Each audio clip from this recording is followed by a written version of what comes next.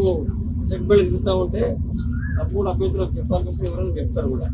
ఆ తర్వాత ఓడిపోతామని అభ్యర్థిత భావంలో ఒకరితో నిజలేస్తా ఉన్నాడు, ఏజెంట్లపై దురుసుగా ప్రవర్తిస్తున్నాడు, ప్రతి దాంట్లోపై ఆబ్జెక్షన్ చేస్తా ఉన్నాడు. అతనికి ఉన్న అర్హత ఏంది, తర్వాత అతన్ని చేయవలసిన అవసరం కూడా లేదు అతనికి అని వాళ్ళ మేమేదో తీర్మానం మల్లన్న గారు ప్రజాస్వామ్యంగా ప్రజలందరూ ఓట్లేసి ఓట్లేసి గెలుస్తా ఉన్నాడు. దాన్ని ఓర్వలేక భూపాల్ రెడ్డి గారు రకరకాల ఆరోపణలు చేస్తా ఉన్నాడు, అధికారుల మీద బురద పూస్తా ఉన్నాడు.